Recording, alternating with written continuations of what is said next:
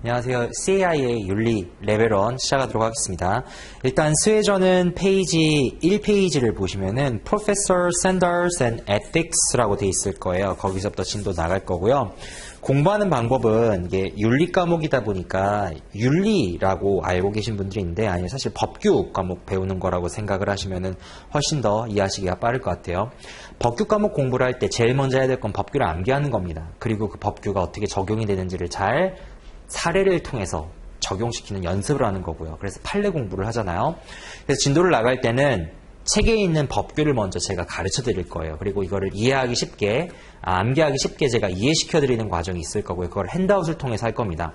그 다음에 뒤쪽에 보시면은 예를 들어서 페이지 12페이지 이런 데 한번 잠깐 가보시겠어요? 12페이지 잠깐 가보시면은 맨 왼쪽 위에 보시면 파란색 박스로 규정이 있습니다. 그래서 이걸 규정을 먼저 암기하시는 과정이 있을 거예요. 그 다음에 example 1, 2, 3, 4, 5 이렇게 있잖아요. 이게 판례라고 생각하시면 돼요. 계속해서 풀어보는 과정을 거칠 거예요.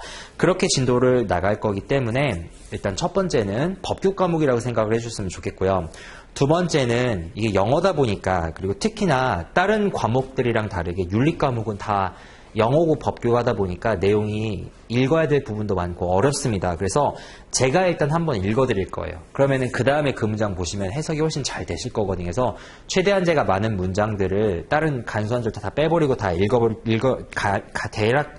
대부분 그냥 읽어드릴 테니까 거기에 맞춰가지고 따라오시면 될 것 같습니다. 일단 1페이지 보시면요. 윤리가 거기 보시면 Professor Sanders and Ethics라고 돼 있죠. 이쪽 잠깐만 보시겠어요? 윤리는요, 원래 어떻게 구성이 되어 있냐면,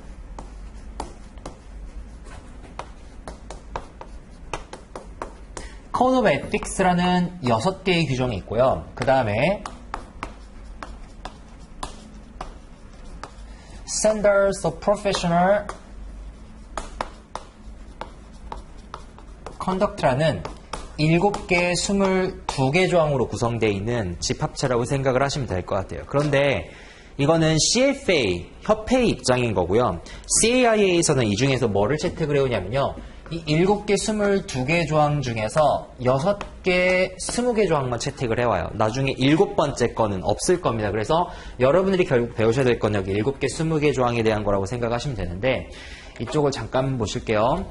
Code of Ethics는 뭐라고 생각을 하시면 되냐면요. 이거는 윤리고 이거는 규칙이나 규범이나 법규라고 생각을 하시면 될 것 같아요. 시험장에 가시면요. 윤리나 규칙 두 가지를 물어본다고 하면은 윤리는 물어보기가 되게 힘들어요. 그러니까 예를 들어 볼게요. 착하게 살아라 라고 하는 그냥 명제가 있다고 생각을 해볼게요. 그러면은 이거를 가지고 누가 나쁜 사람이냐 규정하기가 되게 어려운 거죠. 자, 착한 사람 손 들어보세요 라고 하면 뭐 너도 나도 들 수도 있단 말이에요. 아니면 뭐 부모님한테 효도하세요. 좋은 사람이 되세요. 이웃에 봉사하세요. 이런 거 정도는 누구나 얘기할 수 있는 그냥 성경에 나오는 착한 말씀이란 말이에요. 따라서 이 윤리를 가지고는 이 행위가 위법이냐 아니냐 이게 잘한 거냐 아니냐를 판단하기가 되게 애매모호한 순간들이 많다고요. 그럴 때 누가 가이드라인을 제시를 해주는 거예요. 적어도 우리가 예를 들어 수해가 나거나 이런 일이 있었을 때 내 월급이 어느 정도를 기부할 수 있는 사람 또는 부모님한테 효도한다라고 하면 적어도 일주일에 한 번씩 전화를 한다든가 한 달에 한 번씩 찾아뵌다라든가 이런 식으로 제가 어떤 행동 강령을 드리게 되면 그때는 뭐가 생겨요? 판단의 기준점이 생기게 되죠. 따라서 이게 위법인지 아닌지를 판단할 수가 있다고요. 여기에 있는 규칙은 그 행동 강령의 역할을 하는 거예요. 따라서 시험장에 가시게 되면은 이쪽 코드 쪽에서는 시험을 낼 수가 없습니다. 이거는 필수적으로 그럴 수밖에 없어요. 왜냐하면 이걸 가지고 규정을 만들어낼 수가 없으니까요. 이거를 토대로 만들어낸 이 규칙에서 시험이 나오기 때문에 따라서 여러분들이 실제 시험장에서 보시게 되는 거는 이 6개, 20개 조항의 조항이라고만 생각을 하시면 될 것 같아요. 그 조항이 페이지 1페이지에 가시면 로마자 1, 2, 3, 4, 5, 6이라 해서 나와 있고 1번에 A번 knowledge of the law부터 해가지고 페이지를 쭉 넘겨보세요. 어디까지냐면요. 4번까지, 4페이지까지 넘기시면은 총 로마자 6개, 세부조항 20개로 구성이 되어 있는 세트를 보실 수가 있을 겁니다. 거기는 진도 안 나갈 거예요. 왜냐면 그게 서머리거든요. 그래서 그냥 가볍게 그쪽만 보시면 되고요. 그러면 여기에 이 코드랑 스탠다드가 있는데 이 스탠다드가 어떻게 구성이 되어 있는지를 좀 다시 한번 말씀을 드릴게요.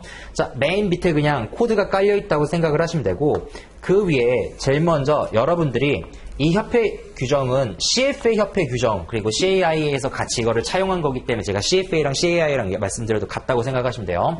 제일 먼저 협회 멤버로서 지켜야 되는 가장 펀더멘털한 리스폰서빌리티가 있을 거예요. 그게 뭐냐면요. 로마자 1번으로 써있는 프로페셔널리즘이라고 생각을 하시면 될 것 같습니다. 가장 기본적으로 펀더멘털 이야기 언제나 여러분들에게 적용이 되는 조항 4가지예요. 그 다음에 그 위에 자본시장에서 맞닥뜨리게 되는 4가지 파트를 그 위에다가 쌓게 됩니다. 두 번째는 어디냐면요. 마켓이고요. 세 번째는 고객이고 네 번째는 내 직장에 대한 부분, 그 다음에 내 일에 대한 부분, 이렇게 생각을 하시면 될 것 같아요. 자, 4가지 파트라고 얘기를 했었잖아요.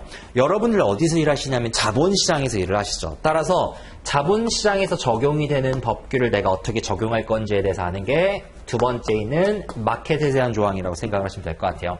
그 다음에 세 번째 조항으로는 이 마켓 다음에 여러분들 누구를 위해서 일하냐면 고객을 위해서 일하게 되죠. 즉 내가 일하는 곳은 자본시장이지만 내가 일하는 쪽은 고객을 위해 일한단 말이에요. 그래서 clients에 대한 duties to clients를 배우게 될 거고요. 그 다음 네 번째 조항은 고객 다음에는 우리 회사가 있잖아요. 회사를 위해서 일하는 조항인 employer, duties employer에 대해서 배우게 될 거고요. 그 다음 다섯 번째 조항은 그 다음 이런 것들을 다 마친 다음에 내 일적인 거에 대한 부분 IARA라고 하는데 Investments Research, Analysis Research and Recommendation. 내가 투자안을 분석하고 그 다음에 이거를 추천해주고 그 다음에 여기에 대한 액션을 취하는 과정에 있어서 어떤 것들을 지켜줘야 되는지에 대해서 배우게 된다고 생각하시면 돼요. 그리고 마지막으로는 이런 것들에서 뭐가 발생될 수 있냐면 이해상충관계가 발생될 수 있습니다. 대표적으로 자신의 이익과 회사의 이익이 상충할 때 아니면 내부 고발을 한다고 생각을 하면은 내부 고발이라는 거는 고객과 시장의 질서를 지켜주기 위해 우리 고용주에 대한 뭐를 반성하는 거냐면 로열티를 내가 파기하고 누구의 이익을 우선하는 거냐면 고객과 시장의 질서를 우선하는 거거든요. 그럼 이럴 때 고용주의 이익은 무시되는데 피해가 갈 수 있으니까요. 이런 것들은 허용이 되는지에 대해서 배우는 게 마지막 6번째 conflicts of interest 이렇게 6개 조항으로 구성된다고 생각하시면 될 것 같아요.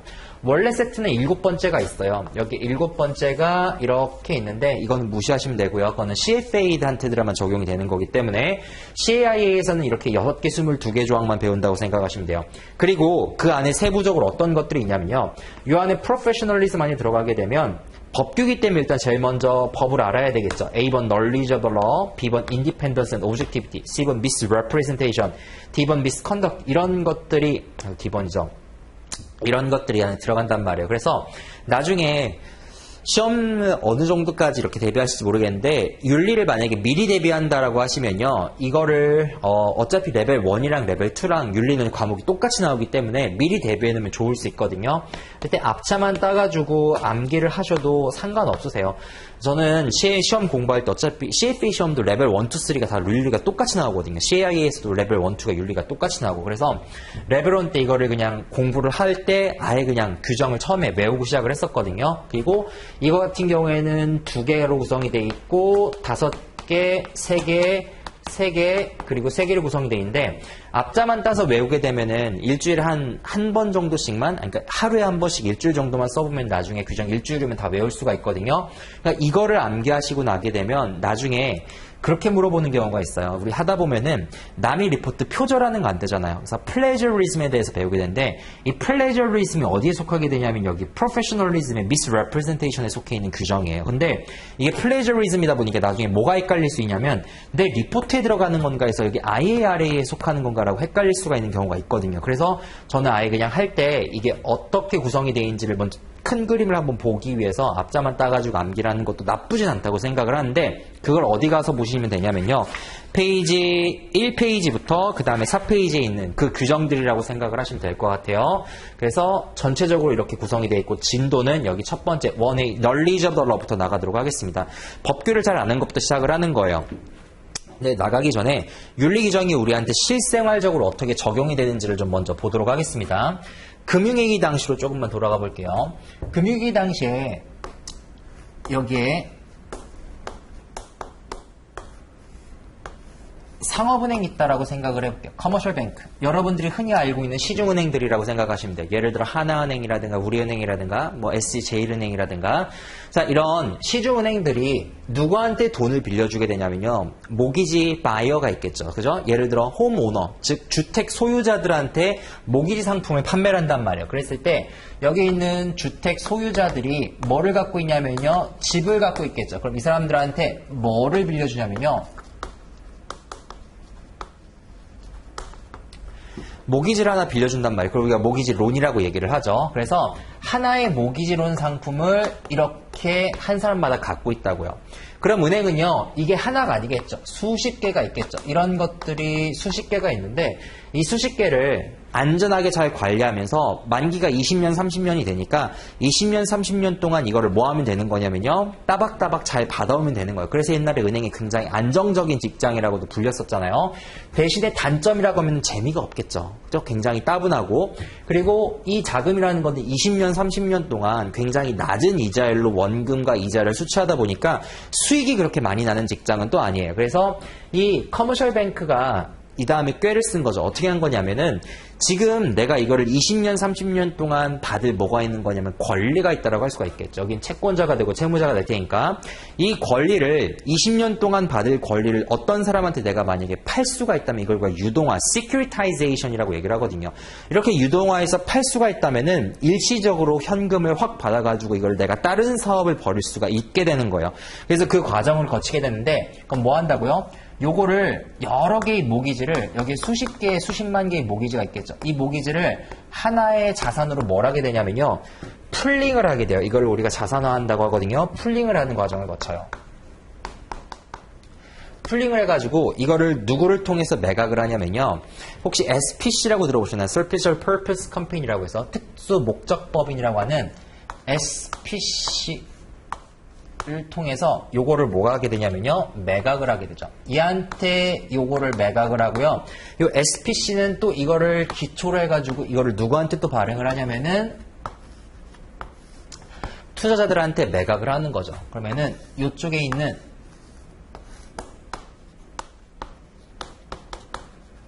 투자자들이 이 상품에 대해서 투자를 하게 되는 거고요. 조금만 더 다시 부연 설명을 드릴게요.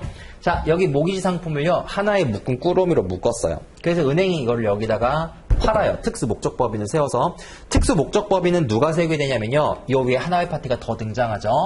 Investment Bank라고 하는 투자은행이 등장을 하는 거예요. 그래서 투자은행 SPC를 세워주기도 하고 아니면 자기들이 세우기도 하고 어쨌든 특수 목적법인을 세워가지고 이거를 넘기고 그 다음에 이 투자은행은요. 요 초록색의 풀링된 상품을 기초 상품으로 하는 상태에서 뭐를 발행하냐면 주식과 채권을 발행을 하는 거예요. 누구한테?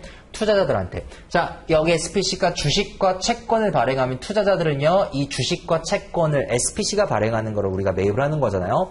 그럼 투자자들이 쏜 돈은 즉각적으로 그 돈이 어디로 가는 거냐면 은행으로 들어가게 되겠죠. 따라서 은행 입장에서는 20년이나 30년 동안 받아야 될 굉장히 따분한 돈을 즉각적으로 처분함으로써 갑자기 뭐를 땡길 수가 있냐면요. 현금을 확 땡길 수가 있는 거예요. 그럼 그 현금을 가지고 또 다른 대출을 일으켜도 되고 또 다른 상품에 투자를 해도 되고 추가적인 수익을 거둘 수가 있게 된 거죠. 그 다음에 인베스트뱅크는요.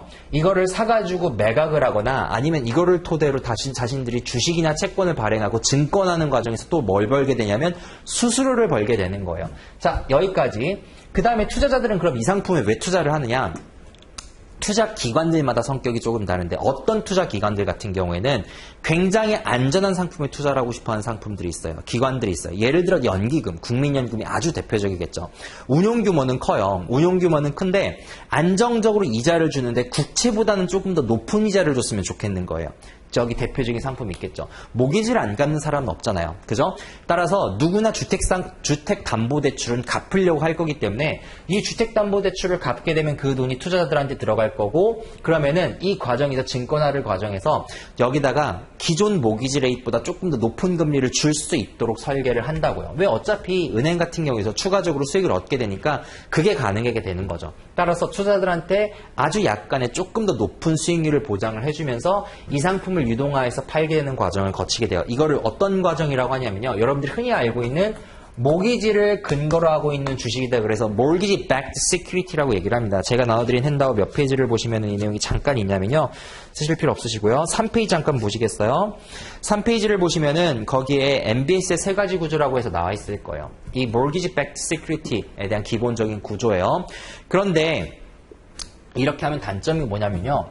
투자자들이 저쪽에서 홈 오너가 원금과 이자를 갚게 되면 그 돈이 투자자들한테 들어오기는 하는데 모든 투자자들이 똑같은 돈을 똑같은 순서대로 받게 된다고요. 그럼 투자자의 니즈가 다양할 수 있잖아요. 어떤 연기금 조금 더 빨리 받아가고 싶어 할 거고 어떤 연기금 조금 더 늦게 받아가도 높은 수익률을 받고 싶어 할 거고 따라서 여기에 있는 인베스터들이 자신의 니즈를 나누기 시작합니다. 어떻게 나누기 시작하냐면요.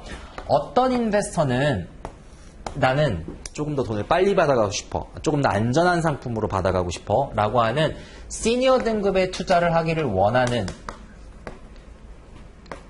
투자자가 있을 거고요. 그 다음 어떤 투자자는 나는 그거보단 조금 더 후순위로 돈을 받아도 되지만 조금 더 높은 수익률을 보장해줬으면 좋겠어. 그걸 우리가 맷잔이라고 하는 트렌치가 있을 거예요. 그 다음 그 위에 제일 나중에 나는 이 상품 제일 나중에 돈 받아가도 되는데 제일 수익률이 높았으면 좋겠어 라고 하는 투자자가 있을 수도 있다고요. 무슨 얘기냐면 저쪽에서 홈 오너가 원금과 이자를 갚게 되면 그 돈이 이거를 통해서 이렇게 여기 주식을 채권을 발행한 매입한 사람들한테 들어가게 될 거예요. 근데 그 돈이 여기 아래서부터 이렇게 쌓이게 되는 거죠. 그 아래서부터 다 쌓이게 되면 시니어가 다 가져간 다음에 누가 가져가게 되는 거냐면 맷잔인이 가져가고 그 다음 에코티가 가져가게 되는 거예요. 그래서 이런 구조를 우리가 폭포 구조, 워터폴 구조라고 얘기를 하기도 합니다. 자, MBS의 워터폴 구조가 생기게 되면서 어떤 일이 벌어지게 되냐면 이 상품에 투자를 하는 투자자들 간에 뭐가 생기게 돼요? 순서가 생기게 되죠. 따라서 조금 더 안전하지만 돈을 빨리 받아가고 싶은 더 안전한 성향의 기관들은 여기에 투자를 할 거고 그 중간에 맺자는 그 중간에 마지막으로 에코티 트렌치가 생기게 되는 거예요. 이걸 우리가 트렌치라고 거기에 써있죠. 트렌치라고 얘기를 합니다. 여기서 또 하나의 기관들이 등장하는데 누가 등장하냐면 크레딧 레이팅 에이전시 예를 들어 S&P, 무디스, 피치 같은 기관들이 등장하는 거예요. 이 기관들의 역할은 뭘 하는 거냐면 여기 이 시니어 트렌치가 발행을 하게 되면 여기 주식이나 채권이나 어떤 상품으로 발행을 하겠죠. 이 상품으로 발행을 할 때 이 상품이 안전한지 안 안전한지 즉 여기에서 원금과 이자가 추가적으로 들어올 텐데 그 들어오는 구조가 안정적인지에 대한 이 상품을 평가하는 역할을 하겠죠. 그래서 이 시니어 트렌치는 트리플 A 등급이야. 이거는 예를 들어 인베스트먼트 그레이드 밑에 BB 등급이야. 그 다음에 등급이야 라고 이렇게 매기는 신용평가사들이 여기서 추가적으로 등장하게 되는 거예요. 그 다음에 그게 이제 두 번째 동그라미에 있는 그거라고 생각을 하시면 될 것 같고요. 근데 문제는 뭐냐면요. 이거를 한 번 하게 되면 신용등급을 측정하기도 괜찮고 투자자들이 이 돈이 얼마가 들어오는지를 추적하기가 쉬워요. 이유는 여기에 모기지 구조를 보시면 모기지가 수십만 개 또는 수천 개의 층으로 쌓여 있겠죠. 그게 다 홈 오너들이 우리한테 돈을 빌려간 게 될 거고요. 근데 중요한 건 뭐냐면은 이 사람들이 돈을 갚는 스케줄이 이 첫 번째 단계에서 어느 정도 추적이 된다는 거죠. 그런데 만약에 이런 구조를 두 번, 세 번 정도 더 반복하게 되면 어떤 일이 벌어지게 되냐면요. 이쪽 한번 보시겠어요? 자, 이게 맷잔인이 있어요. 이 맷잔인에 투자한 투자자가 있는데 이 맷잔인에 내가 맷잔인에 지금 투자를 했을 거 아니에요? 근데 이 맷잔인을 투자한 사람들이 엄청 많다라고 생각을 해볼게요. 즉, 이 회사에도 맷잔이 있지만 더 다른 회사에서는 다른 커머셜 뱅크가 발행한 또 다른 맷잔인이 있겠죠. 또 다른 맷잔인도 있을 거고 또 다른 맷잔인도 있을 거고요. 무슨 얘기냐면 맷잔인만 긁어 모으는 거예요. 그래서 맷잔인만 긁어 모으다 보면은 왜 우리도 중고차를 수십만 대를 사다 보면은 그 중에서 조금 좋은 중고차가 있고 덜 좋은 중고차가 있고 안 좋은 중고차가 있겠죠. 그럼 그 중에서도 정말 상태가 좋은 중고차는 새 차급의 중고차도 있을 거란 말이에요. 그럼 이거는요 조금 더 높은 가격을 받고 여기에 맷잔인에 비록 속해 있지만 조금 더 좋은 돈을 받고서 팔 수가 있겠죠. 자, 부도채권이라고 해서 다 똑같은 부도채권 아니거든요. 부실채권 NPL이라 해도 그 중에서도 신용등급이 높은 채권자를 갖고 있는 채권도 있다고요. 그럼 그런 것 같은 경우에는 회수율이 훨씬 높게 책정이 되겠죠. 그럼 그런 채권 같은 경우에는 비록 지금 이 회사가 부도가 법정 관리에 들어있다라도 조금 더 우리가 그걸 샀을 때 비싼 가격으로 회수가 될 수가 있는 거예요. 그럼 내가 맷잔인을 긁어 모아가지고 이 맷잔인을 다시 한번 뭘 하냐면요. 또 한번 뭐 하게 되는 거냐면 풀링을 하게 되는 거죠. 또 한 번 묶게 되는 거예요. 이걸 또 한 번 묶어가지고 이걸 묶은 거를 또 다시 뭐 하라냐면요. 또 다른 SPC한테 이거를 매각을 하게 되는 거죠. 다시 매각을 한 다음에 이거를 기초로 해서 뭐를 발행하냐면요. 또 똑같이 발행을 하는 거예요. 시니어 메자닌 에쿼티 트렌치로 다시 한번 발행을 해요. 이렇게 다시 한번 발행한 상품을요. 그 밑에 보시면요. 써있지 않지만 이거를 Collateralized Debt Obligation이라고 합니다. CDO라고 얘기를 해요.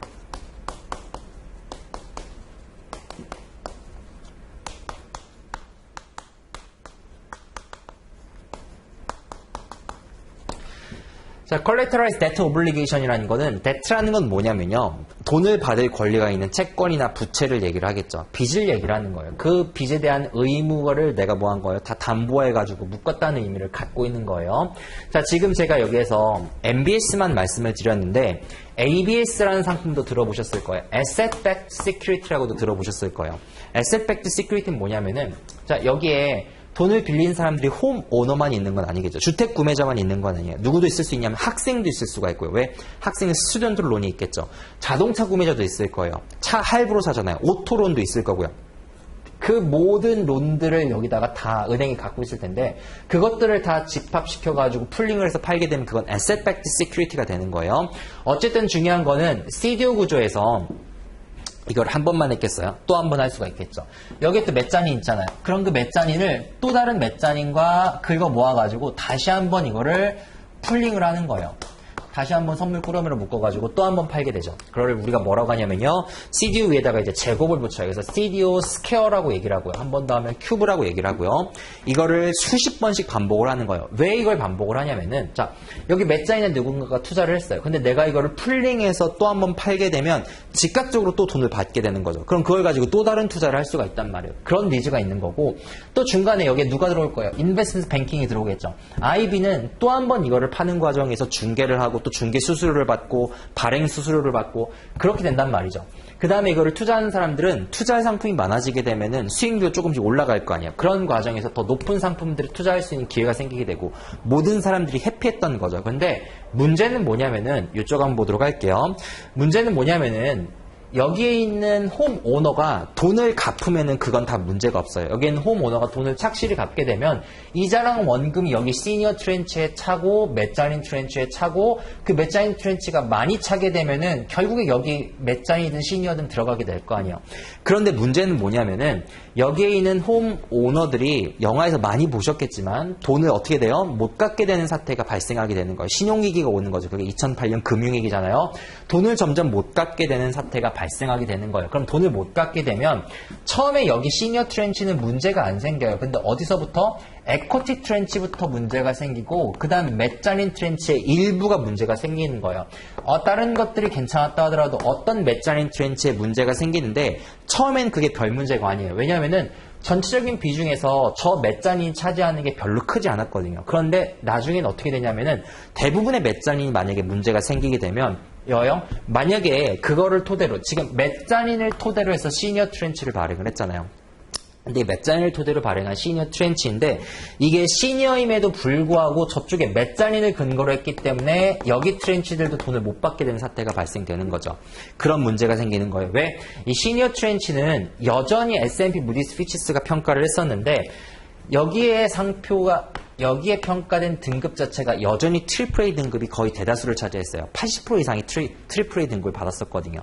얘들이 나중에 고소를 당하는데 그때 뭐라고 했었냐면 이거는 우리가 객관적인 레이팅을 평가한 게 아니라 우리의 의견을 우리의 의견이라는 거, 우리의 의견이고 이거를 우리가 오피니언 쇼핑이라 해서 나중에 또 배울 겁니다. 윤리 시간에. 자, 오피니언 쇼핑이라는 건 뭐냐면은 지금 회계법인들이 지금 지정감사제로 좀 바뀐 지 얼마 안 됐잖아요. 근데 지정감사제로 바뀌기 전에도 이런 일들이 있었는데 뭐냐면 어차피 S&P가 안 주면은 무디스랑 피치스한테서 의견 받으면 되는 거예요. 그러니까 니들한테 안 주면 되는 거니까 다른 데 가서 받으면 되거든. 그래서 오피니언 쇼핑, 즉 내가 어떤 의견이든 이거를 살 수가 있다. 그러니까 굳이 너희들한테 받을 필요가 없어 라고 얘기하는 여기에는 오피니언 쇼핑의 개념이라 생각하시면 돼요. 따라서 80% 등급 이상의 시니어 트렌치가 여전히 큐브가 되고 스퀘어가 되는 된 상태에서도 뭘 받을 수 있었냐면 트리플 A 등급을 받을 수가 있었거든요. 그럼 그런 상황이면 굉장히 문제가 심각했죠. 이게 트리플 A 등급인데도 불구하고 메자닌을 근거로 하고 있는 트리플 A 등급이기 때문에 문제가 되는 거예요. 그런데 이거를 수십 번 반복을 했다고 생각을 해보세요. 그럼 나중에는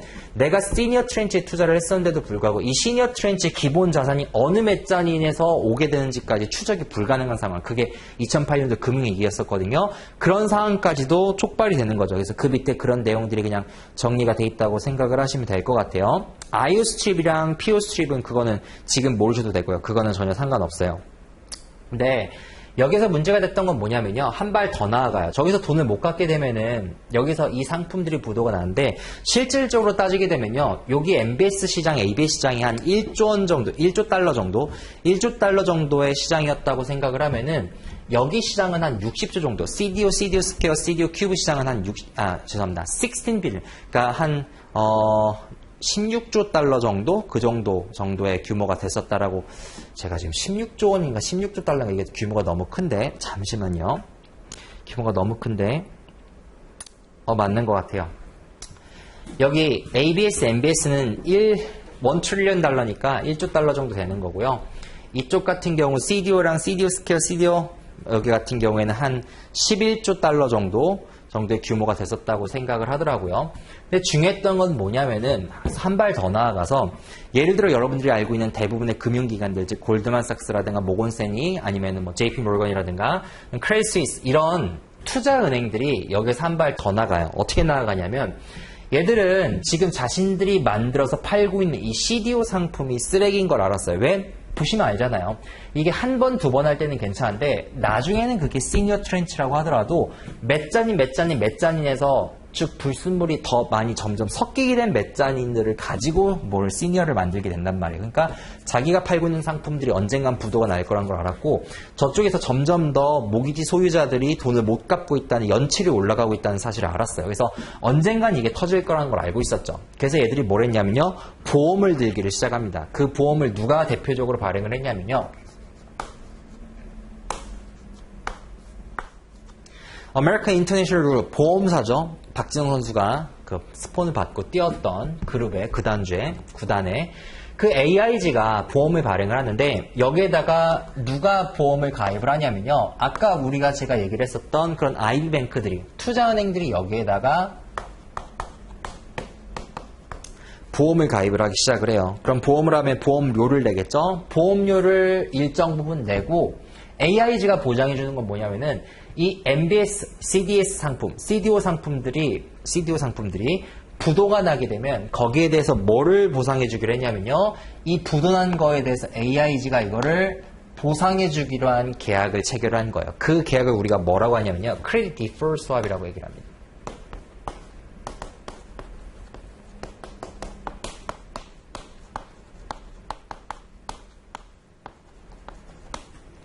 Credit Default라는 게 뭐냐면 신용이 부도가 났었을 때 내가 거기에 대해서 뭘 주는 거예요?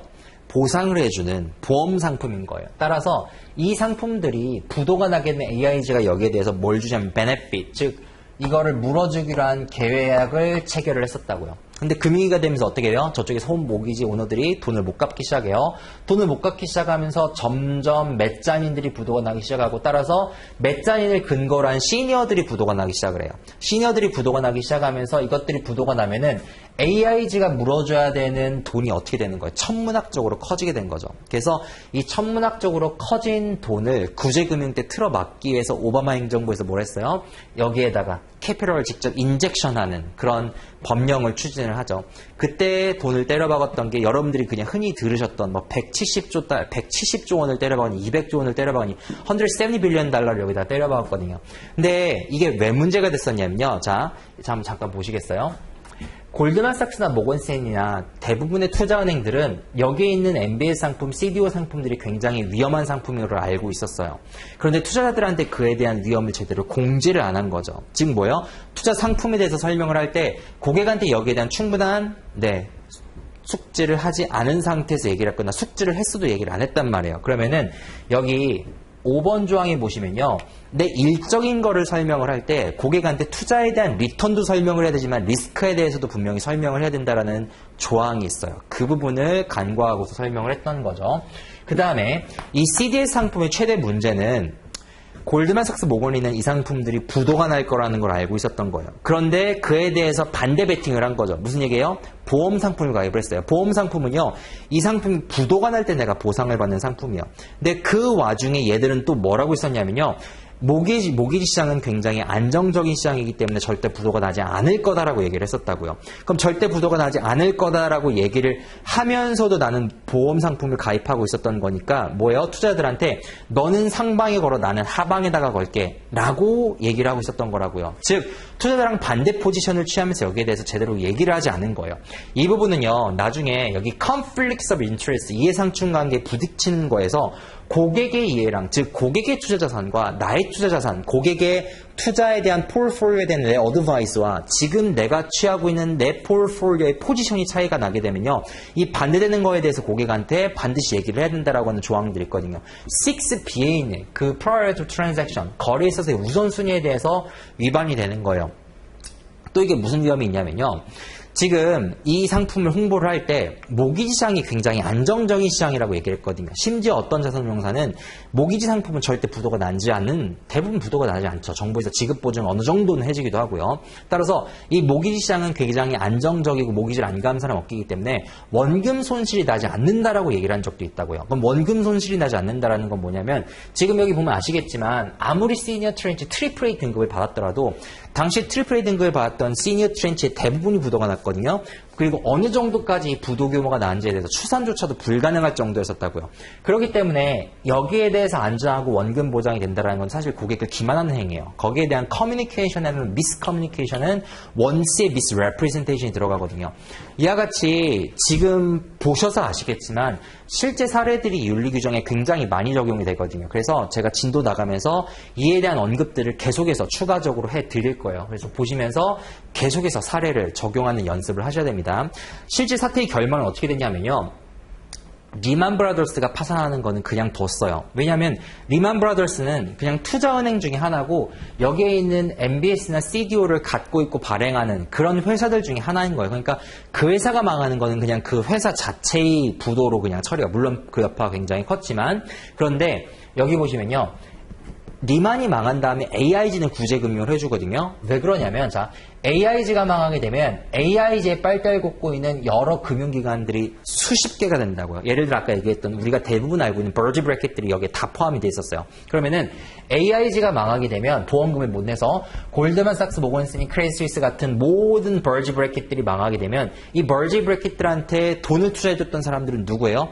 일반 대중들도 있는 거예요. 고객들도 있는 거예요. 또 여러분들이 갖고 있는 연기금들 또는 자산운용사, 증권사에 돈을 맡긴 모든 고객들이 다 영향을 받을 수가 있게 되는 거죠. 또 누가 또 영향을 받게 되냐면 은행들도, 저 앞쪽에 있는 커머셜 뱅크 있죠. 커머셜 뱅크도 영향을 받게 되는 거예요. 커머셜 뱅크가 영향을 받게 된다는 건 사실상 모든 국민들이 다 여기에서 영향에서 자유로울 수가 없다는 것을 의미하죠. 그래서 그때 AIG에 구제금융을 했던 거예요. 170조 원이라는 엄청난 돈을 170빌리언, 그 당시에 환율로는 조금 더 나았죠. 그 돈을 여기에 구제금융할 수밖에 없었던 거는 결국에는 돈 안 받는다고 했었거든요. 근데 그냥 미국 정부에서 어떤 조건도 없이 뭘로 꽂았냐면 부채로 꽂은 것도 아니야. 자본으로 꽂아줬다고요. 자본인데 의결권 없는 자본으로 꽂았어요. 왜냐면 투자은행들이 안 받겠다고 했거든요. 안 받는다고 했는데 미국 정부에서 강제로 그냥 집어넣어 그냥 받으라고 했었죠. 그냥 받고 니들이 알아서 여기에 대해서 빨리 양적금, 양적 완화해서 쓰라고 했었거든요. 그래서 그 당시 나왔던 여러 금융 구제 안들 중에 무엇들이 있냐면요. 미국 정부에서 모기지 매입한다는 얘기 들어보셨어요? 지금 이 모기지가 계속해서 부도가 나는 거예요. 그럼 계속해서 부도가 나면요. 그걸 어떻게 해요? 부도가 나지 않게 막으려면 누군가 그거를 매입해야 되겠죠. 그래서 돈을 하늘에서 뿌려도 일반 대중들한테 가는 돈이 그렇게 클 수 없었던 이유가 계속해서 정부가 일반 대중들한테 돈을 뿌린 게 아니라 뭐에 뿌렸냐면요. 이 모기지 상품을 구입하는 데 쓴 거예요. 그 다음에 여기로 돈이 들어가면 그 돈이 어디로 들어가요? 다시 투자은행으로 들어가게 되니까 투자은행 입장에서는 리스크를 다 해지한 거잖아요. 따라서 뭐 했어요? 성과급 파티를 벌이니까 거기에 대해서 비윤리적인 면에 대한 신문 기사가 굉장히 많이 났었죠. 당시에 이게 이 CDS 시장이 한 60조 달러 정도 됐다고 하니까 굉장히 큰 시장이었죠. 원상품이 1조 달러밖에 안 되는데 이게 60조 시장이었으니까 이게 망하게 되면 진짜 그때는 여러분들이 알고 있는 그 시한폭탄이 터진다는 그런 얘기들이 나올 수밖에 없었던 상황이고요. 자, 그래서 여기까지 하고 그다음에 이제 다시 앞장으로 가셔가지고 실제 진도 나가는 쪽으로 가보도록 할게요. 어딜 가실 거냐면요. 페이지는 그래서 우리 5페이지부터 나갈 거예요. 5페이지부터 더 많은 사례들을 쓰면서 그 다음에 진도 같이 나가도록 할게요. 5페이지를 보시면은 제일 첫 번째 뭐부터 시작을 하냐면요. 법규이기 때문에 일단 이 법규를 잘 아는 것부터 시작을 하는 거예요. 그래서 1A 뭐부터 시작을 하냐면요. knowledge of law부터 시작을 하는 거예요.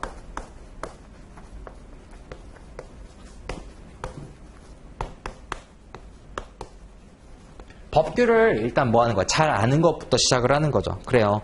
자, 일단 법규 과목이기 때문에 잘 알아야 될 텐데, 그럼 그 잘 아는 거는 어떻게 다니냐게 되냐면요.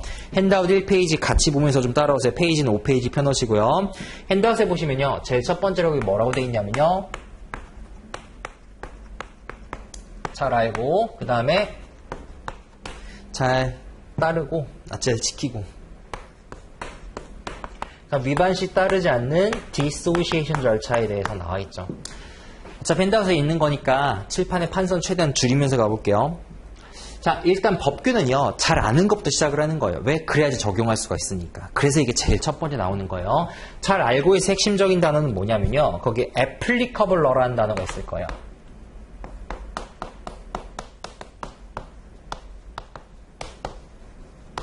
적용 가능한 법규라고 돼 있죠. 적용 가능한 법규라는 건 뭐냐면은 법규가 굉장히 많을 겁니다. 예를 들어서 내가 원자재를 사와요. 그리고 그 원자재를 여기서 가공을 해서 다른 나라에 갖다 팔아요.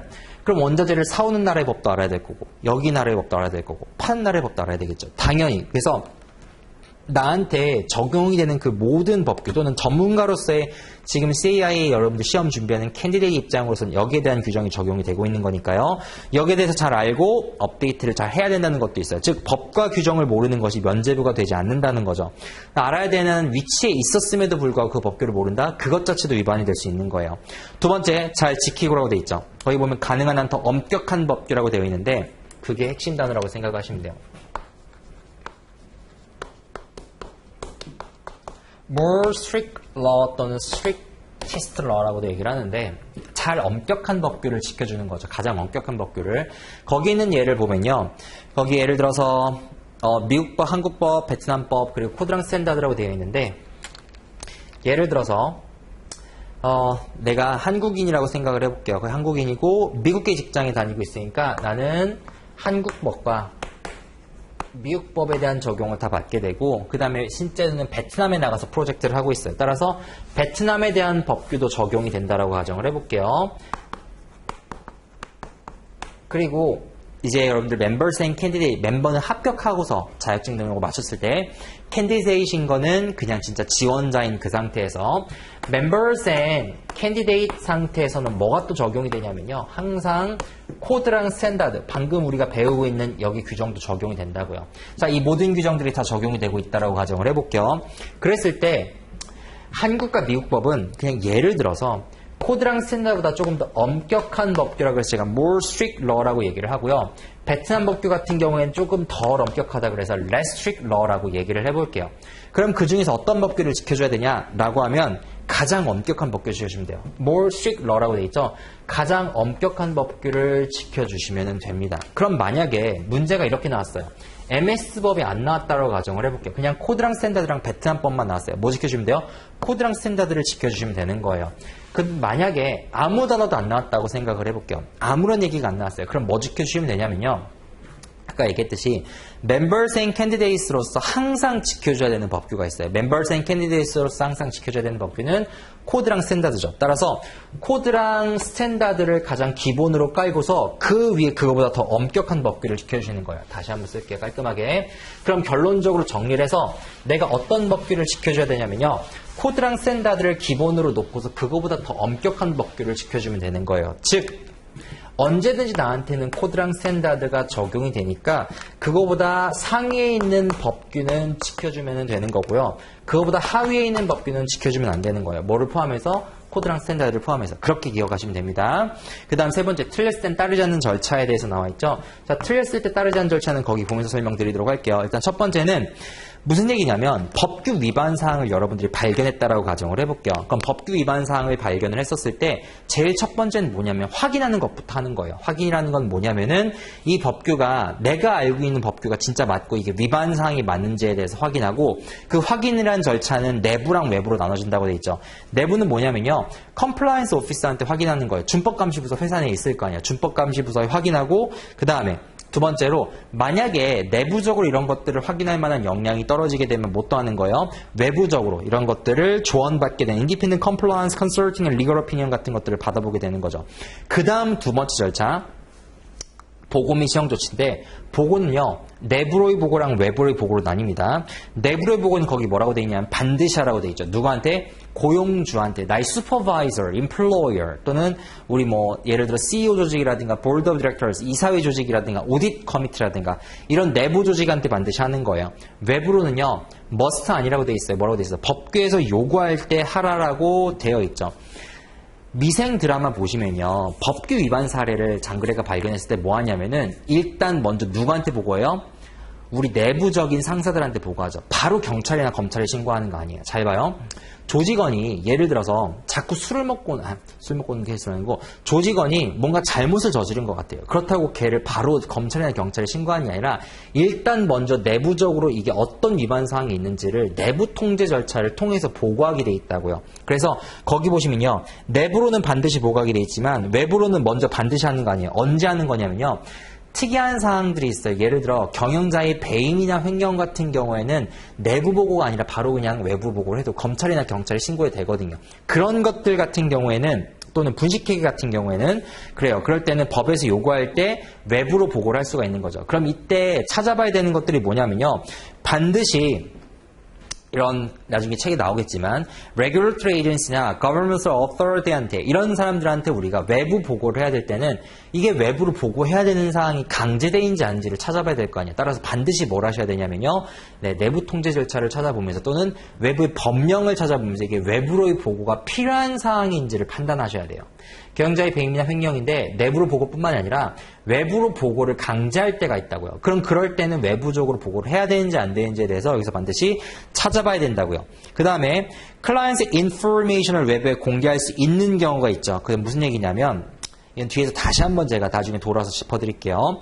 이게 법규 위반이 내부적인 조직에서만 발생되는 게 아니라 고객이랑 일할 때 고객이 법규를 위반하는 경우도 있다고. 근데 내가 그 사실을 알았어요. 내가 자문해주는 역할인데도 불구하고 고객이 불법적인 행위를 저질렀을 때 그걸 알았을 때 어떻게 대응해야 될까? 그럼 거기 뭐라고 되어 있냐면요. 클라이언트의 인포메이션은 기본적으로 밖으로 보고하지 않는 게 원칙입니다. 그게 어디에 있냐면요. 저쪽에 보시면요. 여기 3번에 알파벳 2번 조항이 있어요. 알파벳 2번 가시면 preservation of confidentiality, 고객의 기밀보호 준수 의무가 있습니다.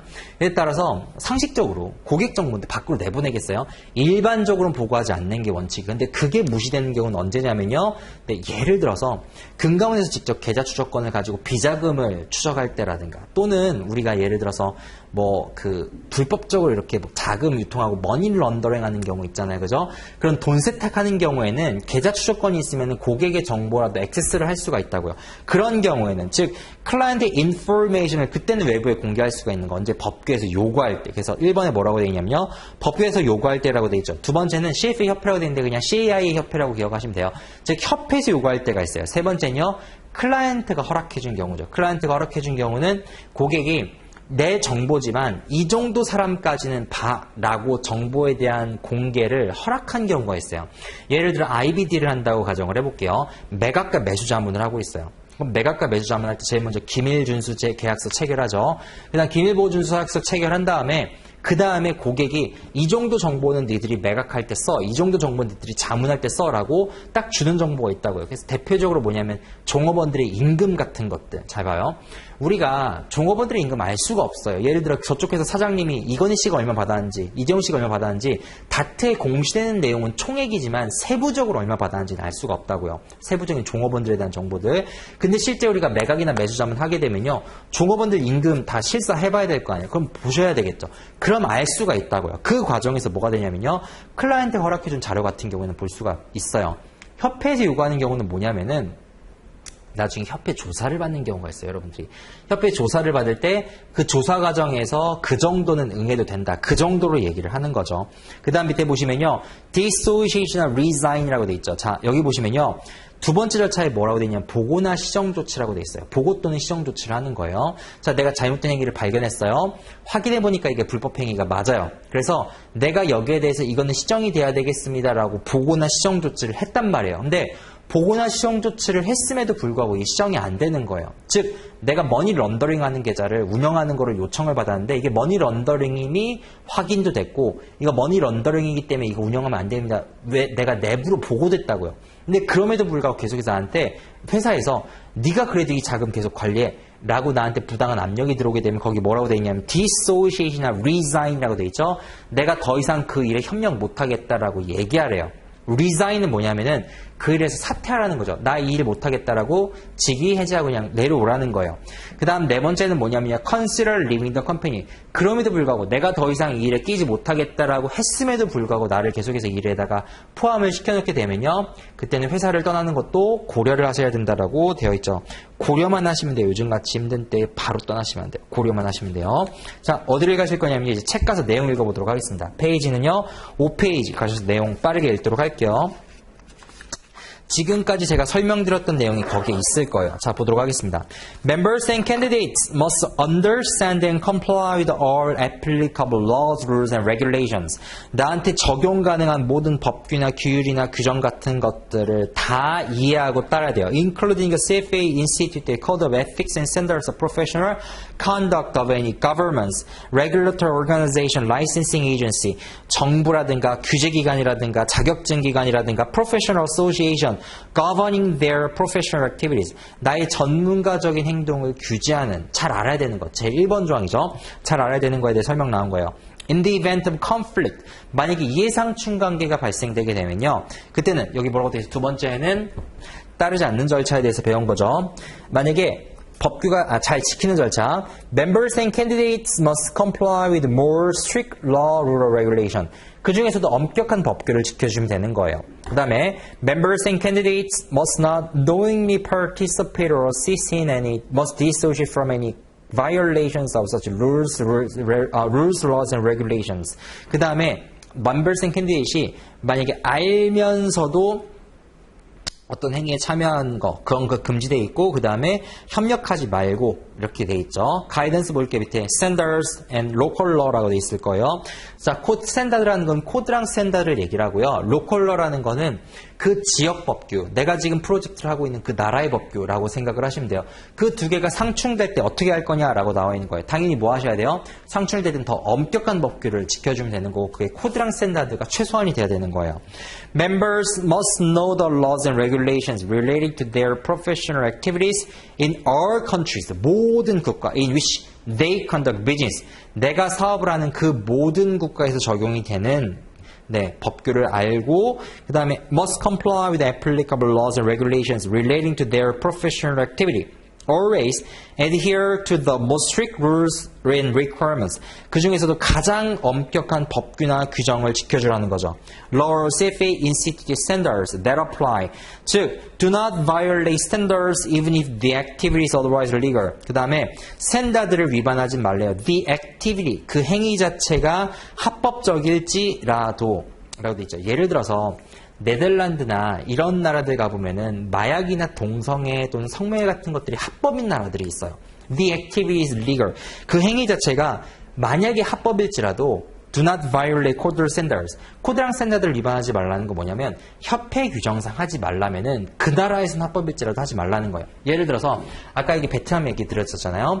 베트남에서 예를 들어서 그렇진 않지만 예를 들어 마약이라든가 뇌물 같은 것들이 합법으로 그러니까 규정하는 법규가 없을 수도 있고요. 그렇다라고 가정을 해볼게요. 그렇더라도 그게 코드랑 스탠다드에서 규정을 하고 있으면 거기에 대해서는 위반하지 말라라고 하는 게 거기에 있는 내용이고요. 그 다음 가이던스의 participation or association with violations by others.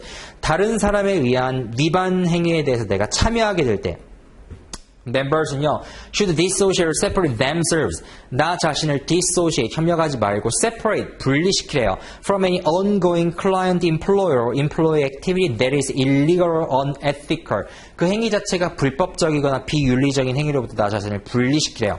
even if it involves leaving an employer. 만약에 그 행위 자체가 고용주를 떠나는 것을 포함할지라도 While a member may confront the involved individual first. 만약에 내가요, 그런 행위에 연관되어 있는 어떤 내 조직원들, 사람들을 맞닥뜨리게 된다면요, It must approach its supervisor or compliance departments. 반드시 우리 상사한테 보고하고 윗사람한테 보고하러 돼 있죠. 즉 내부로의 보고는 반드시 하라는 내용이에요. In action with continued association. 만약에 continued association 하면서 계속해서 참여하면서 in action 아무런 행동도 내가 취하지 않게 되면 maybe construed as knowing participation. 네가 알면서도 참여한 거랑 똑같이 치겠다라는 거예요. 즉 무슨 얘기냐면 아무런 행동을 취하지 않으면 네가 똑같은 위반 행위에 참여한 걸로 보겠다라는 거죠. 즉 중요한 건 뭐냐면 반드시 액션을 취해 주셔야 되고 그 다음에 디소시에이트 행위를 반드시 취해 주셔야 돼요. 이게 뭐랑도 연관이 되냐면요. 옛날에 윤일병 구타 사건 혹시 기억이 나요? 저쪽에서 구타당하는 사람을 내가 본 거예요. 죽을 것 같은 것도 내가 알고 있어. 충분히 인지하고 있었죠. 그런데 인지하고 있었음에도 불구하고 내가 거기에 대해서 어떤 행동 취하지 않은 것. 여기에서도 뭐예요? 공범으로 똑같이 보겠다는 거예요. 착한 사마리아인의 법이 여기도 적용이 되는 거예요. 그 다음에 recommended procedures for compliance members 보도록 할게요. Members have procedures to keep up with changes in applicable laws, rules, and regulations. 반드시요, 이 변화들을 내가 뭐 할 수 있는, 따라갈 수 있는 절차들이 있어야 되고요. Compliance procedures should be reviewed on an ongoing basis to ensure that they abide by current laws and safety standards and regulations.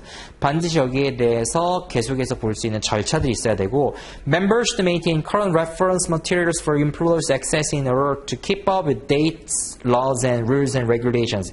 Keep up to date. 주기적으로 업데이트할 수 있는 장치 갖춰져 있어야 되고, 그러니까 가볍게 이런 것들은 보시면 돼요. 그 다음에 Members should seek advice of counsel their compliance departments. 자, 여기서 주의하셔야 될 건 뭐냐면요, 반드시 compliance departments여야지 누가 아니냐면요, 일반적인 카운셀링 받는 부서가 아니라는 거예요. 누구한테 받으시면 아니냐면요,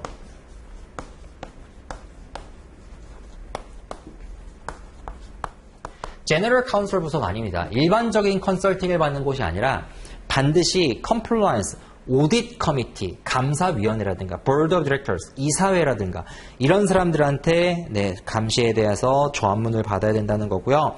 그 다음에 Members should document any violations with the dissociate themselves from prohibited activity. 내가 아까 우리 위반 시에 따르지 않은 절차 있었잖아요. 세 번째 절차가 뭐였냐면 dissociation이랑 resign한 절차였었어요. 그때 내가 왜 이런 행위를 중단하는지, 내가 더 이상 왜 이 프로젝트에 참여할 수 없는지에 대해서 반드시 다큐멘트로 남겨놓으라고 얘기를 하는 거예요.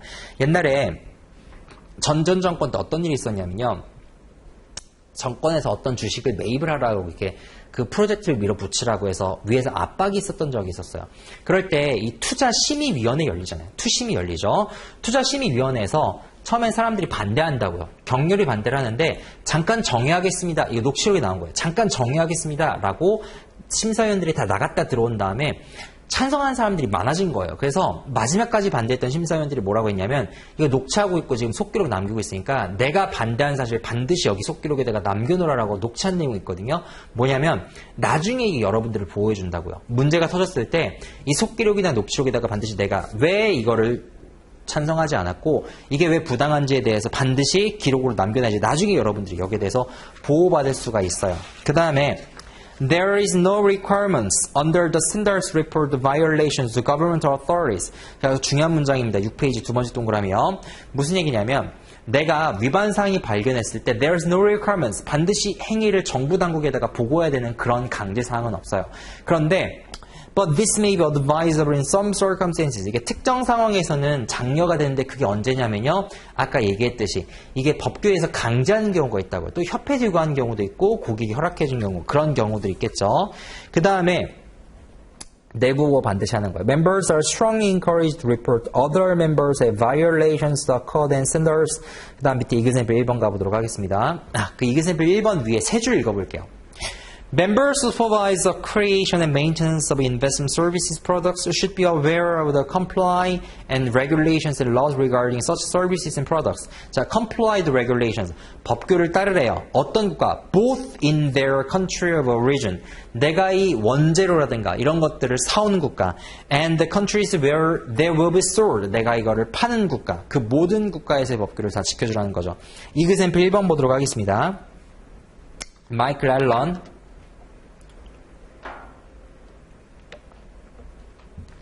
works for a brokerage firm. 증권사에서 일하고 있고요. 자, 잠깐만요. 핸드아웃 3페이지 좀 잠깐만 가볼게요. 핸드아웃 3페이지 가시면요. 거기 자본시장의 구조인데 CIA 시험 준비할 정도면 거의 대부분 이 정도는 아시더라고요. 그래서 쓰지 않으면서 그냥 제가 설명드려볼게요. 자본의 공급처가 있고요. 공급은 투자자가 되겠죠. 이 공급처를 중간에 중개하는 역할을 하는 게 증권사잖아요. 그리고 이 증권사는 자본의 수요가 있는 기업체에다가 투자를 해주게 되죠. 거기에 있는 firms, company, 삼성전자, LG전자 이렇게 나와 있는 거라고 보시면 되겠죠. 그래서 증권사를 중간에 브로커 역할을 한다 그래서 브로커리지 펌이라고 얘기를 하기도 하고요. 그 다음에 저쪽에 있는 삼성전자나 LG전자가 주식이나 채권을 발행해가지고 자금을 조달할 거 아니에요. 그럼 이 회사들을 우리가 뭐라고 하냐면 이슈어라고 얘기를 한다고요. 거기 이슈어는 안 써 있는데 주식이나 채권을 발행하기 때문에 발행처가 된다고요. 그러면 이슈잉하는 컴퍼니 입장에서 주식이나 채권을 발행하게 되면 이거를 누가 대신 팔아주게 되냐면 중개를 하는 회사인 증권사가 팔아주게 되겠죠. 그럼 증권사를 우리가 뭐라고 하냐면요. 거기에 sell side firm이라고 되어 있죠. 왜? 얘들이 발행하는 주식이나 채권을 증권사에서 팔아주니까. 그래서 sell side firm이라고 얘기를 하기도 하고요. 그 다음에 거기에 대해서 투자를 하는 예를 들어 거기에 있는 자산운용사나 아니면 자본의 공급처인 개인이나 기업 이런 사람들이 모인 게 자산운용사잖아요. 이 회사들을 우리가 무슨 회사라고 하면 buy side firm이라고 얘기를 하기도 하죠. 그 다음에 또는 자산운용사가 이미 발행된 주식이나 채권에다가 투자를 하게 되면서 그 사이에서 뭐가 발생되냐면 브로커리지 피가 발생되죠. 주식 중개 수수료가 발생된단 말이에요. 그 execution fee라고 얘기를 하기도 하고요. 그 정도만 체크를 하시면 될 것 같아요. 그 다음에 시험 목적상 우리가 나갈 때 시험 목적상 주인공은 동그라미를 칠 거예요. 나는요. 그 다음에 employer는요. 네모를 칠 거예요. 그래서 고용주는 employer는 네모를 칠 거고요. 그 다음에 고용주 말고 제3자는 뭐를 칠 거냐면 세모를 칠 거예요. 그래서 third party는 세모를 칠 거고요. 그 다음에 만약에 고객이 나오면 고객은 별표를 치겠습니다. 특이한 사항은 체크를 할 거고 밑줄을 그어가지고 표시를 할게요. 책에 파티가 워낙 많이 나오기 때문에 이 정도로 표시하면서 진도를 나가면 될 것 같아요. 1번 보도록 하겠습니다. 마이클 앨런 works for a brokerage firm. 증권사에서 일하고 있어요. 그러니까 증권사 네모 치시면 되고 마이클 앨런은 동그라미 치시면 되겠죠. Is responsible for an underwriting of securities. 주식을 발행하는 역할을 하고 있으니까 증권사 내부에서도 주식을 발행하는 발행팀, IPO팀이나 아니면 IBD에서 근무를 하고 있겠죠. 크게는 A company officer, 세모는요. gives 앨런 information. 앨런에게 정보를 주는데 앨런이 주인공이니까 동그라미 컴퍼니 officer은 세모가 되겠죠. 이 컴퍼니 officer은 예를 들어 주식을 발행하는 이슈잉 회사가 될 거예요. Indicating that the financial statements 앨런 filed with the regulator. 앨런이 지금 정부 규제 당국에 제출했던 파일, 즉 financial statements가 oversee the issuer's earnings. 누구의? 발행사의 수익을 과대 계상한 것 같대요. 그러니까 이거 지금 잘못된 재무제표죠. 그럼 잘못된 재무제표는 제일 먼저 확인하고 그 다음 시정조치 빨리 해야 돼요. 근데 어쨌든 앨런 seeks the advice of the brokerage firm's general counsel. 앨런은요. 우리 회사의 일반 카운슬링 부서, 일반 카운슬링이라는 건 심리치료 부서는 아니면 커리어 센터를 얘기하는 거예요. 일반적으로 그냥 카운슬링 받는 거. 그러니까 전혀 도움이 안 되는 거죠.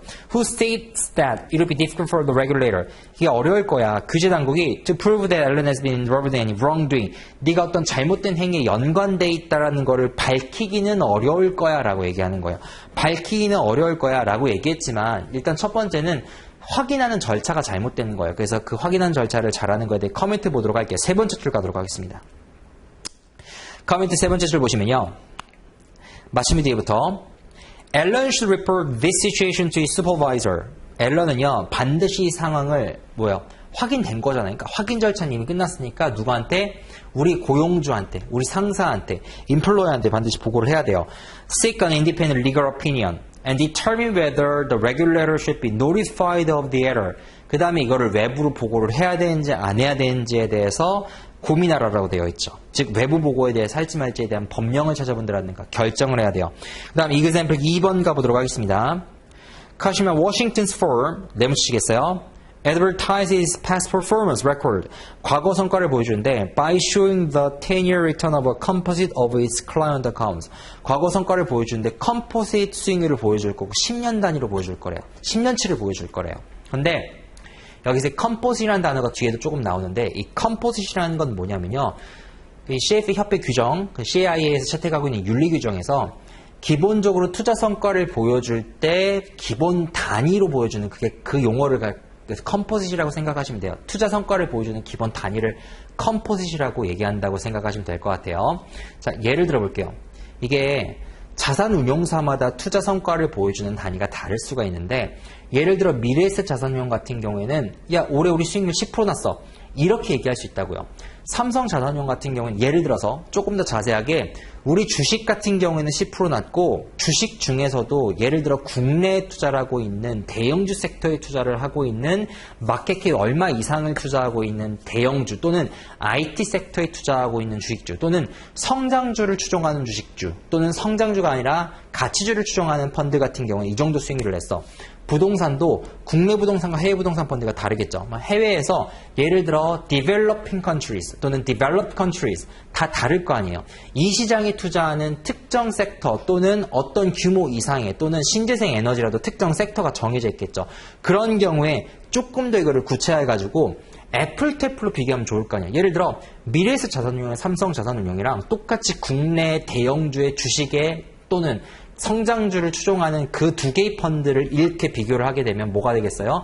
더 잘 비교가 되겠죠. 그럼 이런 펀드들, 이런 비슷한 성격과 전략을 갖고 운영되는 펀드들을 묶어낸 집합체를 그거를 컴포짓이라고 한다고요. 그럼 나중에 이 국민연금에서는 어떻게 하라면요. 야, 니네 우리 국민연금에서는 워낙 이게 아웃소싱을 많이 하잖아요. 자산운용사를 선정해가지고 아웃소싱을 많이 할 때 니네 이 깁스라고 하는 이건 별도로 알아놓으시면 돼요. 깁스라고 하는 글로벌 투자 성과 기준이 있어요. 국제 투자 성과 기준, Global Investment Performance Standards라는 국제 투자 성과 기준이 있습니다. 이 깁스 따라서 투자 성과를 다 리스테이트 해와라고 얘기를 할 때가 있다. 다 바꿔오라고 할 때가 있어요. 그때 이 깁스가 하는 역할은 뭐냐면요. 재무제표라고 생각하시면 돼요. 예를 들어서 IFRS 같은 거죠. 우리나라 기준과 다른 나라 기준이 다 다르단 말이에요. 어떤 애는 주식만 보여주고 채권만 보여주고 성장주만 보여주고 이런 식으로 다르기 때문에 똑같이 보여주도록 그 대부분의 형태를 지정해 놓은 국제투자 성과 기준이라고 생각하시면 돼요. 이것 따라서 니네가 다시 리스테이트 해오라고 국민연금이 요구를 한다고요. 실제로 그래요. 그럼 뭐예요? 여기에 따라서 바꿔가게 되면요. 어떤 회사 10% 20% 이렇게 단순히 나오는 게 아니라 그 정확한 전략과 목적에 갖춰가지고 운영됐던 성과만 가져오게 되니까 애플 태플로 비교가 되겠죠. 그때 깁스에서 채택하고 있는 용어가 뭐냐면 컴포짓이에요. 투자 성과를 보여주는 가장 기본 단위가 되고 비슷한 투자 전략과 목적을 가진 포트폴리오들의 집합체가 깁스가 거기 컴포짓이 됩니다. Composite omits the performance of accounts that have left the firm during the 10-year period. 지난 10년 동안 회사를 떠났던 성과를 빼버렸는데 whereas 반면에 the description of the composite indicates the inclusion of our firm account. 하지만요, 내가 이거를 묘사할 때는 10년치 성과를 다 포함시켰다라고 얘기를 하고 있어요. This omission has led to an inflated performance figure.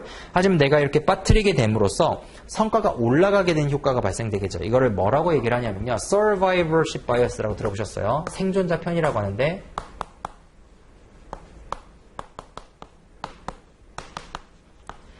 survivorship bias라고 얘기를 하는 거는 생존자 편이에요. 즉 100개의 펀드가 있었는데 운영을 하다 보니까 성과가 안 좋아서 80개는 폐기했어요. 그래서 나머지 20개의 성과만 보여주는 거예요. 잘 나와 보이겠죠. 근데 실성과는 내가 운영해서 폐기했던 80개의 펀드도 포함을 해야 될 거 아니에요. 즉 100개의 성과를 보여주는 게 정확하겠죠. 그 내용이 거기에 있는 거예요. 그래서 이거를 빠뜨리게 되면 inflated performance figure이 된다고요. Washington is asked to use promotional material that includes the erroneous performance number. 이 잘못된 투자 성과에 대한 숫자를 포함시키도록 해서 얘가 요청받은 거예요. When soliciting business for the firm. 내가 여기에 대해 선고활동을 할 때 그럼 당연히 포함시켜서 내보내야 되겠죠. 이미 잘못된 거는 확인이 됐고 뭐 하셔야 돼요? 보고 및 시정 조치. 내부로 보고하고 외부로도 이거 잘못된 거를 보고해야 되는 의무가 있으면은 예를 들어 잘못된 성과가 있으면은 금융감독원에 신고를 한다라든가 전자공시에다가 올린다라든가 등등의 절차들이 있겠죠. 따라줘야 된다고요. 자, 커멘트 가보도록 할게요. 세 번째 줄. She must dissociate herself from the activity. dissociate 해야 되는데 자 이제 절차 나올 겁니다. 1번 절차. If discussing the misleading number with the person responsible for not an option for correcting the problem. 자, 이 잘못된 숫자를 이 숫자를 채택하는데 책임이 있었던 사람이랑 얘기하는 것 정도 그걸로는 안 돼요. 뭐 하셔야 돼요? 자, she can bring the situation to the attention of her supervisor.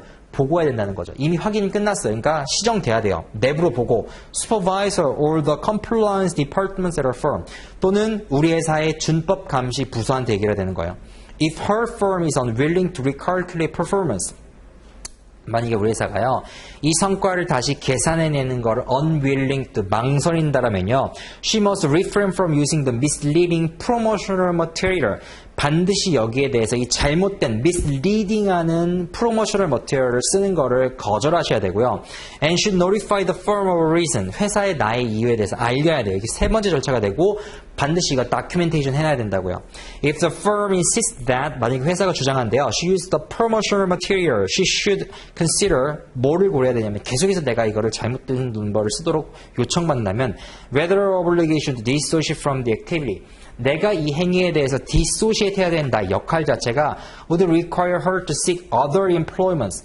다른 고용을 찾아봐야 되는 건 아닌지에 대해서 고려해봐야 된대요. 무슨 얘기인지 아시겠어요? 회사 떠나는 것도 고려해봐야 된다라고 하는 거죠.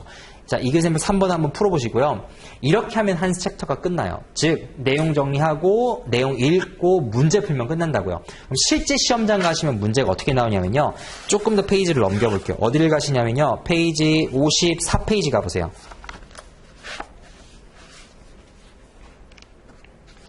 54페이지를 가시면요. 거기에 example이 있습니다. 그렇게 실제 문제가 나올 거예요. 그러니까 지금처럼 물론 여기도 긴데요. 실제 문제는요. 한 2번, 3번, 4번 정도의 길이로 나올 거예요. 1번도 제가 보기엔 조금 길어요. 근데 어쨌든 중요한 건 뭐냐면은 실제 여러분들이 앞에서 봤던 판례처럼 문제가 막 길진 않아요. 자, 1번 볼게요. 동그라미 세모 잘 체크하시면서 따라오세요. 1번이 아니라 2번을 보셔야 되겠네요. 2번 보도록 하겠습니다. While working on a new IP underwriting project, Gene Bremen receives 주인공이니까 동그라미 치고요. And from the client 별표 치고요. Result believe that 내가 고객으로부터 받은 정보에 의하면 내가 어떻게 생각을 하냐면요. Client's financial statements are inaccurate. 고객의 재무제표가 지금 정확하지 않은 상태예요. 그건 뭐예요? 내가 믿고 있는 상태니까 이건 확인해 봐야 되겠죠. 내가 그렇게 지금 의심할 만한 상황을 발견한 거니까. According to Standard 1A, knowledge of the law, Bremen should report A번. 자, the her findings to appropriate government regulatory authorities.